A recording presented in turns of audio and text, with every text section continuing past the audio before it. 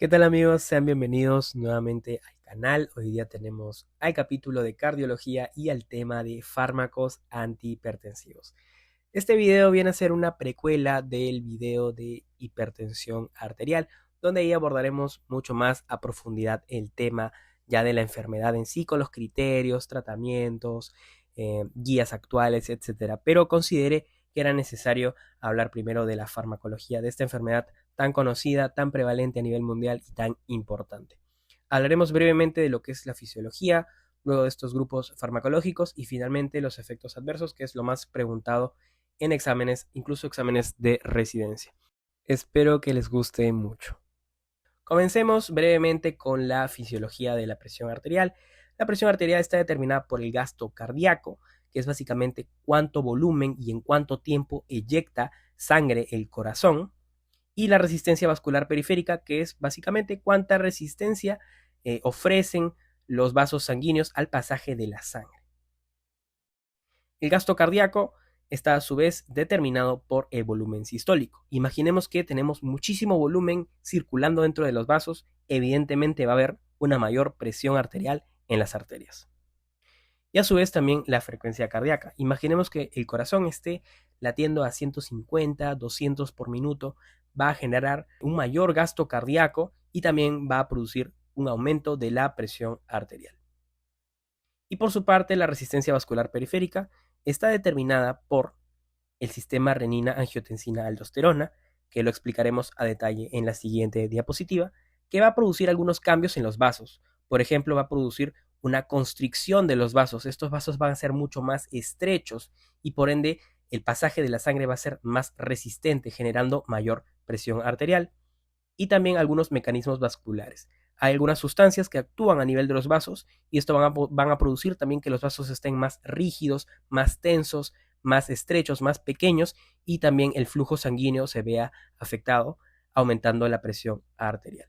Tanto el aumento del gasto cardíaco como el aumento de la resistencia vascular periférica nos van a dar un aumento de la presión arterial. Comencemos con el sistema renina-angiotensina-aldosterona y recordemos que el riñón es un órgano fundamental para el control de la presión arterial. Si nos vamos a nivel microscópico, tenemos a esta estructura que es el glomérulo, que es un ovillo de arteriolas, y acá a estas células que están de verde, que son las células yuxtaglomerulares. Estas células van a detectar algunos cambios, como disminución de la presión sistémica, como que esté llegando menos flujo sanguíneo al riñón o que haya menor sodio intravascular. Ante esos estímulos, estas células van a producir renina. Y esta sustancia luego va a generar el siguiente efecto. La renina produce que el angiotensinógeno, que es una proteína del hígado, se transforme en angiotensina 1, que es un péptido inactivo. La angiotensina 1 a su vez se va a transformar en angiotensina 2 gracias a la enzima convertidora de angiotensina ECA. Esta ECA es producida a nivel del pulmón y la angiotensina 2 ya es un péptido activo que va a tener efectos sistémicos. Se va a unir al receptor 1 de angiotensina en los vasos sanguíneos y va a producir lo siguiente: vasoconstricción en las arteriolas. Entonces las arteriolas van a constreñirse, van a hacerse más estrechas, la luz más pequeña y el pasaje de la sangre va a ser mucho más resistente y mucho más dificultoso, aumentando la presión arterial. Otro mecanismo por el cual aumentan la presión arterial es por el aumento de la reabsorción de sodio en el túbulo contorneado proximal de las nefronas en el riñón. Si nos vamos a este lado, vamos a observar que a nivel microscópico tenemos acá toda la nefrona completa. En esta zona, que es el túbulo contorneado proximal, actúa la angiotensina 2. Y acá hay unos cotransportadores de sodio. Entonces, lo que produce la angiotensina 2 es que este sodio se reabsorba hacia el intravascular, o sea que el sodio regrese a la sangre. Y sabemos bien, por ósmosis, que el agua y el sodio son los mejores amigos. Entonces, si el sodio pasa al intravascular, el agua también va a acompañar al sodio, aumentando la volemia, aumentando la cantidad de volumen sanguíneo que tenemos en el organismo y por ende aumentando la presión arterial. Es así como también genera aumento de la presión. Y finalmente también va a estimular a la síntesis de aldosterona. La aldosterona es esta hormona que es producida por las glándulas suprarrenales en la zona glomerular y va a tener estos efectos. El primer efecto es excreción de potasio en el túbulo colector. A este nivel, la aldosterona actúa, este es el túbulo colector, generando excreción de potasio.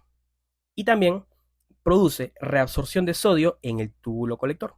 O sea, el mismo efecto que generaba la angiotensina 2 acá en el túbulo proximal, la aldosterona lo produce en el túbulo colector. Acá jala sodio al intravascular y al jalar sodio también se lleva al agua consigo, aumentando la presión arterial sistémica. También aumenta el efecto de la noradrenalina en las arteriolas y esta catecolamina produce también que los vasos sanguíneos se constriñan, generando también aumento de la resistencia vascular periférica y aumento de la presión arterial. Entonces, todo este esquema representa al sistema renina-angiotensina-aldosterona y es algo fisiológico que ocurre normalmente. Sin embargo, en condiciones patológicas como la hipertensión, estas células yuxtaglomerulares van a estar produciendo constantemente mucha renina, alterando este ciclo y produciendo hipertensión. Es por eso que acá entran a jugar dos grupos farmacológicos muy importantes. El primero es el de las IECA, inhibidores de enzima convertidora de angiotensina. Tenemos acá el enalapril, el captopril, lisinopril y ramipril. Todos terminan en pril. Estos medicamentos se encargan de inhibir a la ECA y por ende no se va a producir angiotensina 2 y no se van a generar todos estos efectos. La aldosterona igual se va a producir por otros mecanismos, pero en menor medida.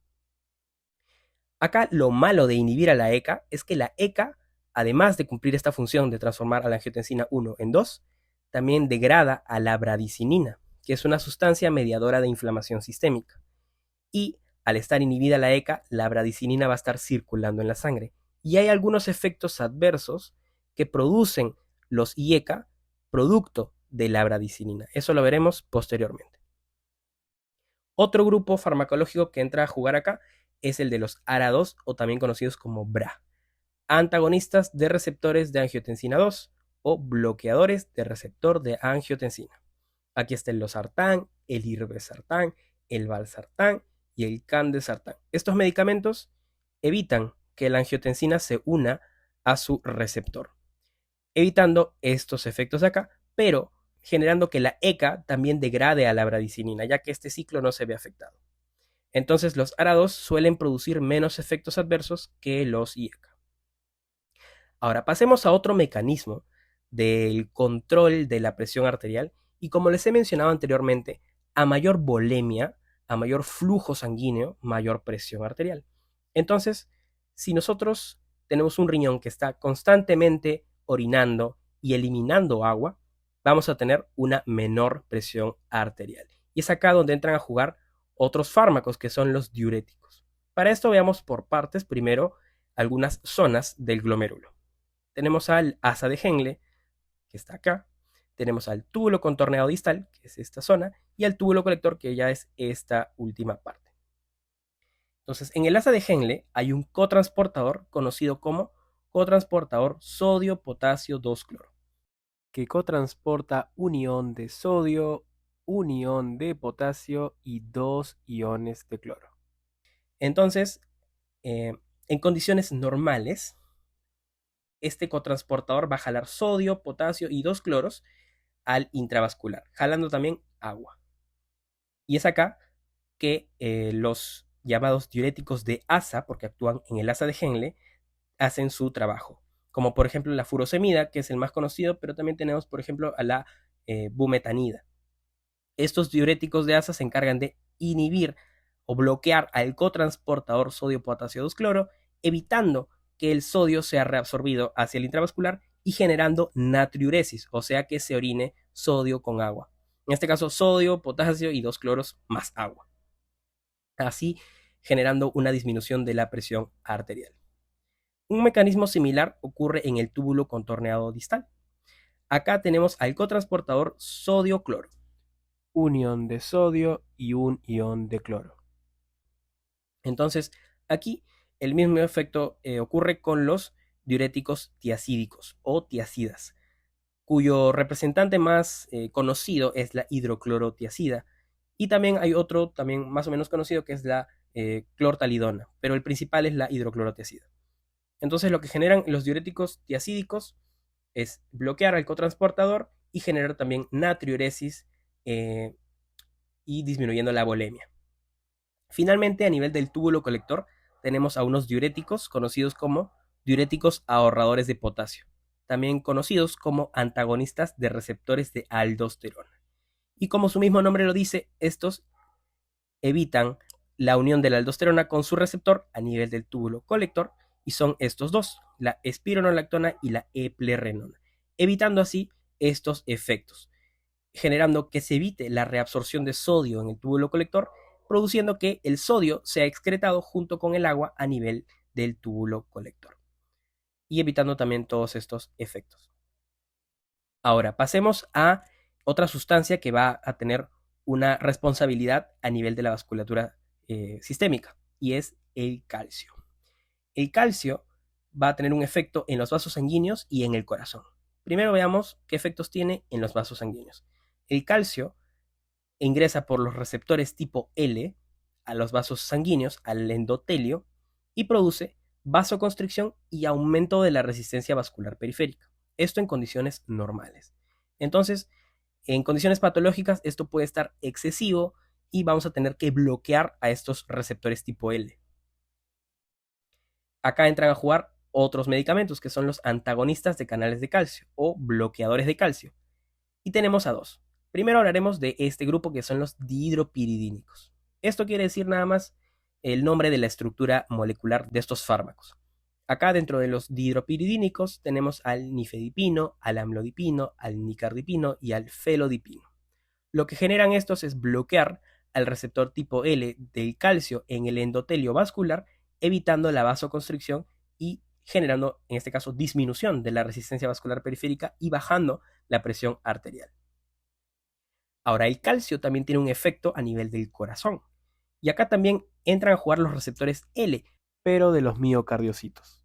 Acá el calcio lo que produce en el corazón es un efecto cronotrópico, inotrópico y de conducción. Cronotrópico, o sea, aumentando la frecuencia cardíaca, inotrópico, aumentando la contractilidad, y conducción, generando conducción a través de estas ondas, de estos haces que tenemos acá, que son de conducciones, produciendo también evidentemente una mayor frecuencia cardíaca. Cuando nosotros bloqueamos a los canales de calcio del corazón, vamos a disminuir estos efectos. Y acá entran a jugar los antagonistas de canales de calcio no dihidropiridínicos. Acá están los dihidropiridínicos y acá están los no dihidropiridínicos. Y acá tenemos al diltiazem y al verapamilo. Y acá, si se dan cuenta, este cuadrado lo he puesto de un color diferente al de todos los demás. Y es que estos medicamentos suelen ser más indicados en casos de arritmias cardíacas. Y ese tema también lo veremos posteriormente. Pero quería mencionarlos ya que quería poner en contraste los dos tipos de antagonistas de canales de calcio.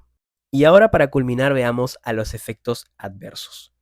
Empecemos con los IECA.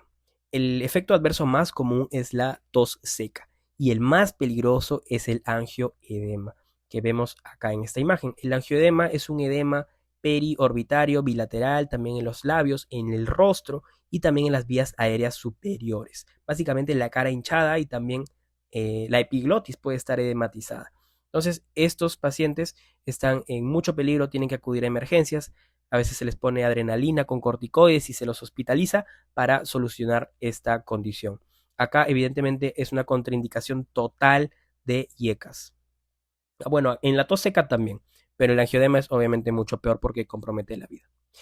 También va a haber hipercalemia y nunca dar en pacientes asmáticos, ya que va a empeorar los síntomas, principalmente con tos. En cuanto a los ARA2, el principal efecto adverso es la hipercalemia y nunca combinemos IECAS con ARA2. Si los combinamos, podemos producir una severa hipercalemia y también podemos producir una injuria renal aguda. Luego, en cuanto a los diuréticos de asa y tiacidas, estos van a generar disminución de potasio, disminución de sodio, disminución de magnesio, porque todos están yendo en la orina. También va a haber alcalosis metabólica, va a haber aumento de la glucosa y aumento del ácido úrico. Este último, sobre todo, es importante. Y recordemos que en los pacientes que tienen gota, ellos tienen aumentado el ácido úrico en sangre. Entonces, nunca dar diuréticos de asa ni tiazidas en pacientes con gota. ¿Ya? Todos estos efectos son producidos por los dos, pero hay una pequeña diferencia en cuanto al calcio. Los diuréticos de asa van a disminuir el calcio sérico, mientras que las tiazidas van a producir hipercalcemia. En cuanto a los ahorradores de potasio, el principal efecto adverso es la ginecomastia, que este suele ser un efecto adverso muy fastidioso, sobre todo en varones, y también aumento de el potasio sérico, o sea, hipercalemia. Finalmente, los bloqueadores de calcio dihidropiridínicos van a generar edema maleolar, usualmente bilateral, se van a hinchar los pies del paciente, y rubor facial. Si ocurre esto, lo ideal es cambiar de fármaco. Y finalmente, los bloqueadores de calcio no dihidropiridínicos pueden provocar en algunos casos disminución muy severa de la frecuencia cardíaca, o sea, una bradicardia, y también bloqueos auriculoventriculares.